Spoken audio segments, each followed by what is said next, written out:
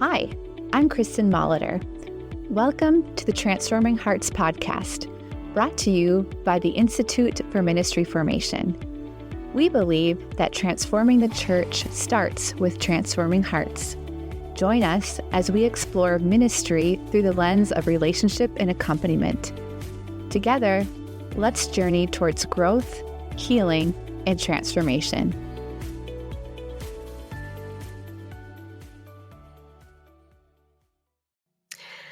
Hello and welcome to the Transforming Hearts podcast. This is Kristin with the Institute for Ministry Formation. Today we have a very special guest on our show, Pat Molyneaux, who is the president and co-founder of the Human Formation Coalition.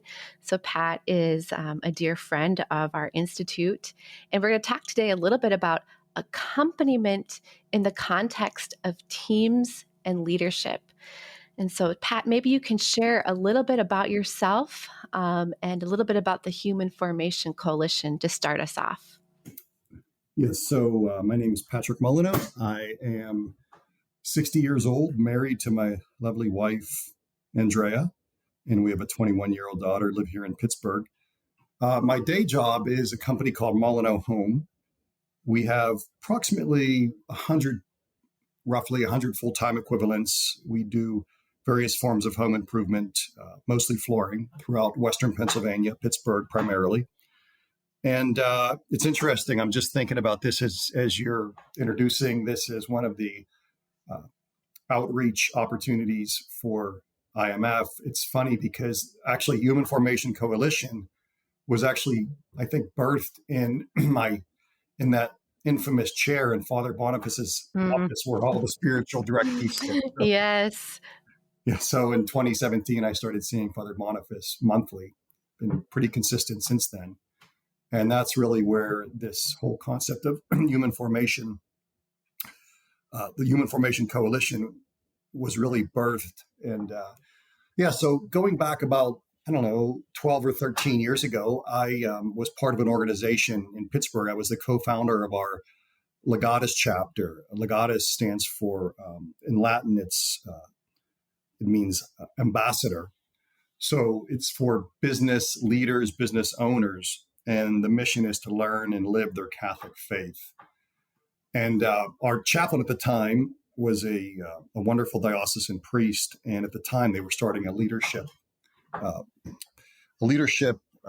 department at the chancery, the diocese, and he asked myself and another friend to get involved. So we helped out a little bit, and eventually they stopped funding it. They closed that, and we continued to do the work, myself and Craig Kaza, and we created a nonprofit called the Human Formation Coalition. It's actually based on the vision of John Paul II when he wrote that document, Pastoris Debo Vobis, I will give you shepherds. And he talked about human formation as being a foundational element of formation. And at the time, we were working mostly with clergy in the area of human formation. And we started out doing a lot of work around unique design, using Clifton Strength and some other assessment tools to help awaken people to how they were unique. And over the years, it's really migrated into training. We train over 100 coaches globally to use that tool. We call it accompaniment training using Clifton Strengths. So we believe that Clifton Strengths is one tool that helps accelerate relational connection. And then in the last couple of years, we started doing more executive coaching, which could be clergy, which could be CEOs. We work with probably 80% Catholics, 20% evangelical Protestants, but everything that we do is really based on Catholic truth and Catholic teaching, although we call ourselves an ecumenical organization because we want to serve the whole body of Christ. That's beautiful. I love how you shared that the birth of the HFC was really in the chair with Father Boniface, which just goes to show how important the relationship between a spiritual director and their directee, or a coach and the person that they're coaching, that it's in that space of openness and compassionate curiosity where the person can really blossom. And I love how you said at the HFC, you help awaken people to how they are unique. That's just really beautiful. And so, Pat, I was wondering if you could share a little bit about the style of coaching that you provide for leaders and how that's a little bit different than consulting. Yeah.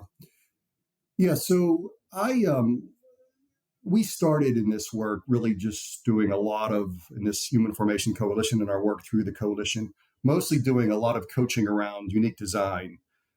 And then probably about 2 or 3 years ago, maybe it's 3 or 4 years now, I myself and my right hand person, Jeff Yannick, he's our executive director, went and got training in the International Coaching Federation ICF modality of coaching, which is a very excellent non directive coaching modality.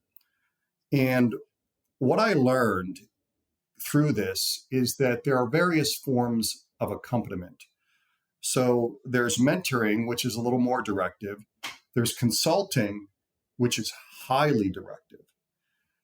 And then there's coaching, which, at least the modality that I learned, is really holding space for a facilitated monologue. So a really good coach, in our case, executive coach, leadership coach, shows up in a style that is compassionately curious and just asks a lot of questions. And what I have found in the church is that there's not a lot of coaches, but there are absolutely a lot of teachers, consultants, and mentors, and they're great. We need them. But I Mm-hmm. believe there's a shortage of individuals who are trained in coaching that really can hold space to bring the best out of people. So, Mm-hmm. and I can go a little deeper into just an overview of our vision of coaching that holds space for the flourishing of leaders, if you'd like, Kristin. Would that be Yes, helpful? please do. That'd be great. Yeah. And I got to tell you, honestly, this has been 7 years of, I always tell Father Boniface, it's 7 years of failing forward, making mistakes Mm. every month and coming back and learning and having him kind of calibrate me and help me think more clearly. But so yeah, we have identified what we believe are three elements of human flourishing for leaders, and the first is helping hold space for leaders to live out of their unique design, their Ephesians 2:10 workmanship. What is unique and unrepeatable about them? So we go deep into unique design. We use tools such as Clifton Strengths, M Code, APEST, Empath, a few tools that we use to really affirm the person. Mm. Conrad Bars talks about the affirmation of the person. Yes. So we are hyper focused on affirming the person early in the coaching relationship. So living into unique design is one of the three elements. The other one is living into virtue. So there's not a lot of really good teaching out there on virtue. And we have lately been doing a lot. Actually, Father Boniface turned me on to Dr. Kevin Majors, who's doing some amazing work. That's MEJERES through an organization called Optimal Work. And he's really just studied so much of Aquinas and Aristotle when he's landed the plane, so to speak. And then the other guy that we started following is Dr. Andrew Abella. He wrote a book called Super Habits. So we're using that. So we believe that living into unique design and then living into virtue. And then the third element of what we believe is the best of human flourishing is holding space for the client to live into vocational calling. So we articulate it this way. There's essentially three levels of calling: loving God, loving neighbor, Matthew 22, state and life. And the third element of calling we identify as work, service, and meaningful leisure. Work, service, and meaningful leisure. And we actually got that language from Divine Mercy University's that document they put out. I think it's called the meta model of the human person or something like that. But anyhow, so we believe that when we can help hold space for the client to live into unique design, live into virtue, and then live into vocation, we believe that's the ultimate in human flourishing. But at the very core is God awareness. So when we Mhm. come alongside executive leaders or middle managers or whoever the leaders are that we coach, we are very intentional about, who is your spiritual director, or do you have a spiritual director is really the question. What's your spiritual direction look like? We believe that therapy is helpful, especially therapy that has some parts work and IFS elements. We think that's super helpful. And then community. So we believe the healthiest leaders have good spiritual direction, good leadership coaching, good community, and a good therapist. That's so beautiful the way that you, excuse me, deeply invest in each person that you are coaching to really draw out the best, to call them forward, to really be who they are created to be in their unique design and in their unique design and in their vocational calling. Um, and really that interior freedom to live virtuously. And I think sometimes it's counterintuitive to spend so much time with one person. The title of this podcast is Transforming Hearts. We really believe that when we transform one heart, the world transforms around us, or the world transforms and the church transforms. So, Pat, can you share maybe a little bit of the fruits that you see when you invest deeply in one person and how that affects the organization or their family or the people that they're around?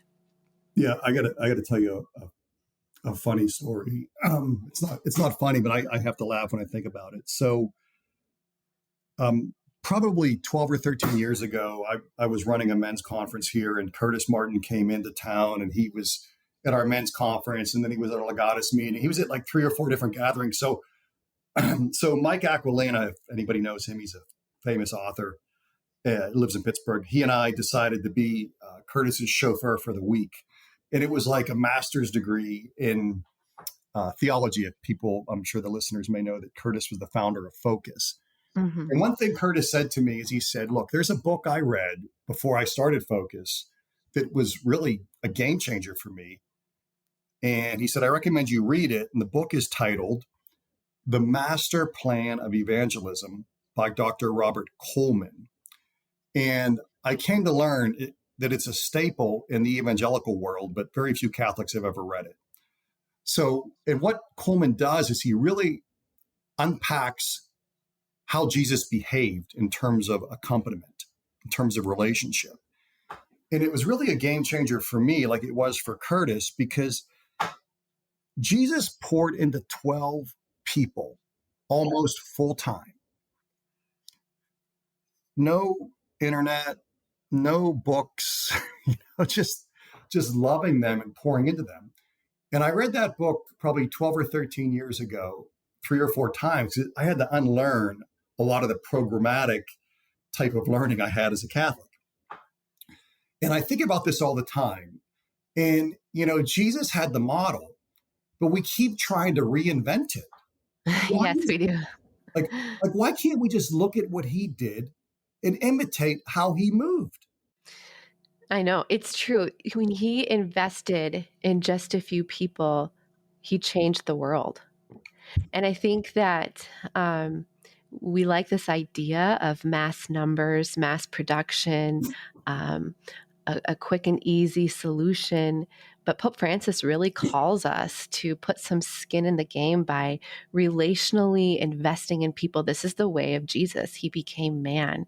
He entered into relationship, and the disciples were transformed by being in relationship with Jesus. And so I just think it's beautiful how people are transformed in your coaching model and method, and how the more transformed we become, the more present, the more interiorly free we become, then we can give that gift to others, and those that we manage and those that we direct or coach, or our families, that we can show up and be present and give the same gift that we've been giving, calling out the uniqueness in those who are around us. I want to tell you another interesting story on that same topic. I love what you're saying. So there's a priest friend I have, and he was kind of in a weak moment complaining to me. And he said, 90% of the people that come here on Sunday, they just don't get it. They just don't get it. And I'm like, but 10% do. Wait a second. So I did the math. Let's say you have, I'm guessing he might have 1,000 people. Let's say he has 1,000 people on the weekend. So 100 of them get it. That's 8 times more people than Jesus had. Why can't you change the entire city with those 100 people? So I think part of what we have in the church, I'm sorry to say, but is a scarcity mindset. Mm-hmm. We need an abundance mindset so we can be more focused on stewarding what we do have.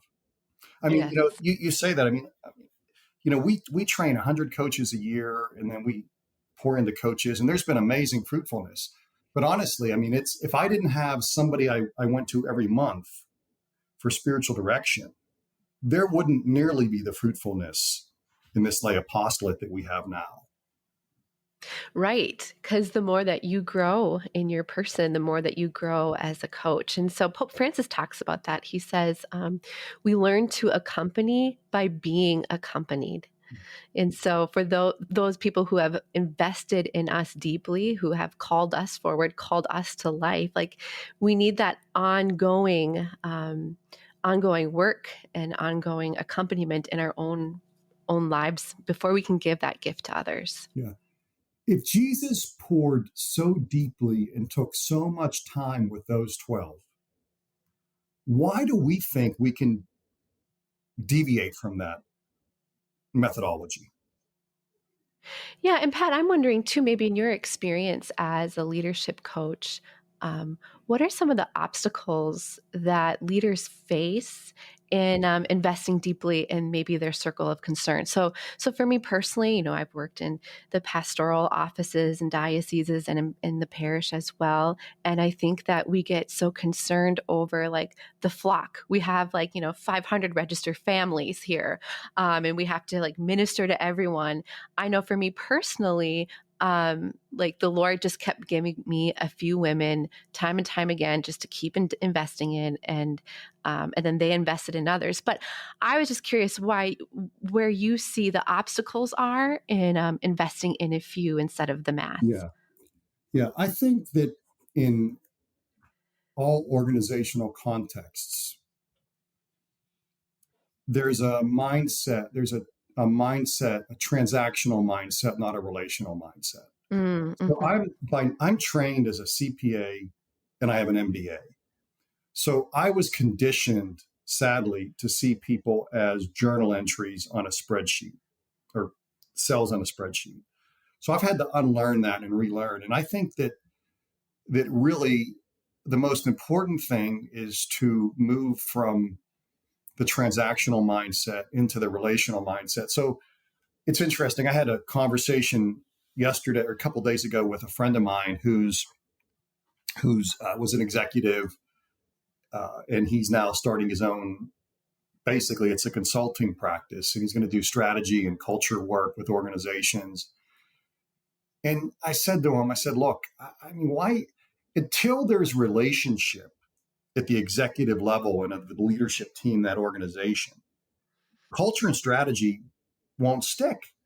I mean, Right. what is culture in the organization? What is culture if we don't have relationships, if we don't have strong accompaniment, if we don't hold space for these people to love each other well?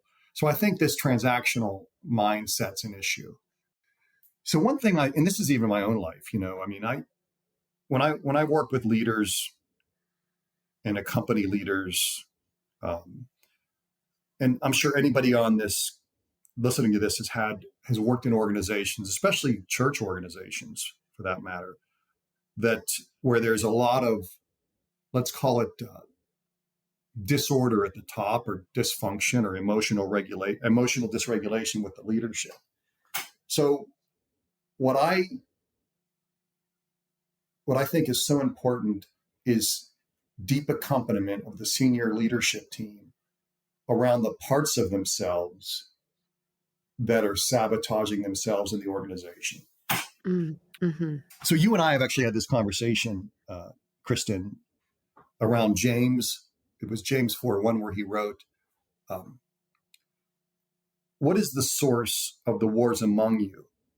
Is it not, I'm paraphrasing, but he said something like, what is the source of the wars among you? Is it not the wars inside yourself? Yes. So when our parts as an executive leader, and this happens to me, when I'm dysregulated in my interior world, Yes. It just transmits into the organization. And when I'm home, we have, like I said, probably about 100 full-time equivalents roughly. And when I'm dysregulated, when I'm not well regulated myself, whether I like it or not, it just shows up, and it's not pretty. So a big part of the work with leaders of organizations is helping them come to terms with their own internal dysregulation, their internal conflicts, whether it be shame, fear, insecurities, those types of things.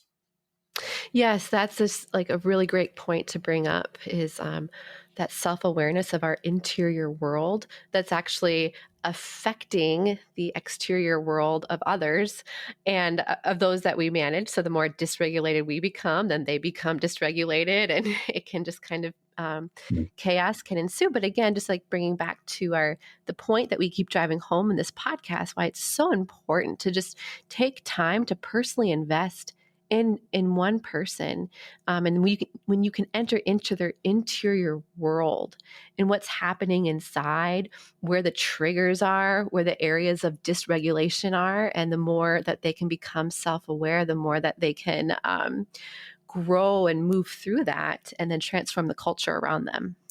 You know, this whole concept of self-awareness is really so critical, and it's honestly, it's largely absent in a lot of our church structures. Um, so when we identify, we believe when we work with leaders, we believe that the journey to leadership is God awareness, self awareness, self mastery, which we define as living into virtue, and then self gift. But in leadership context, we use the term self gift with well discerned boundaries.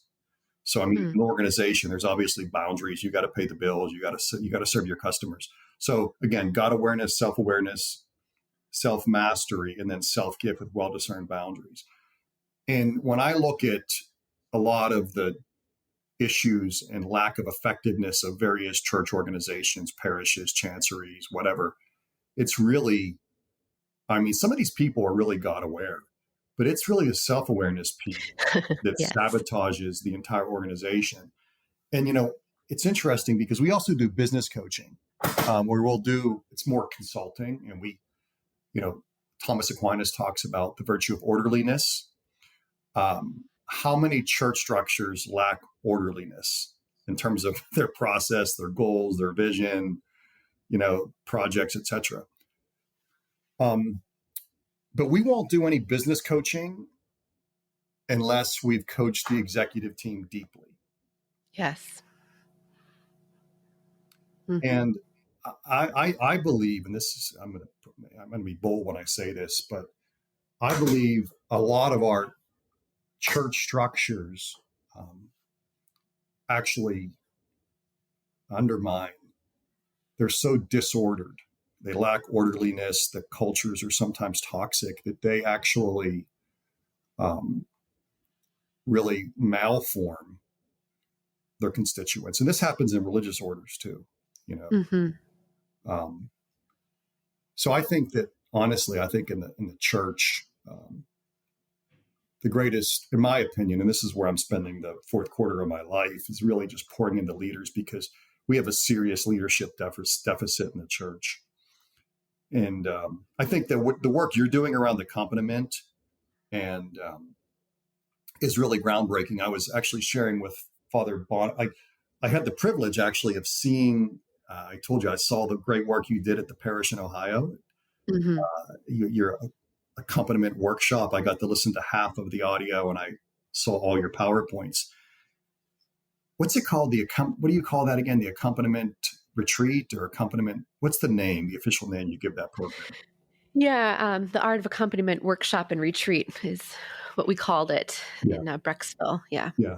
I shared with Father Boniface after I saw your audio and I saw the PowerPoint that, when Pope Francis first introduced that term accompaniment, those of us who were in the accompaniment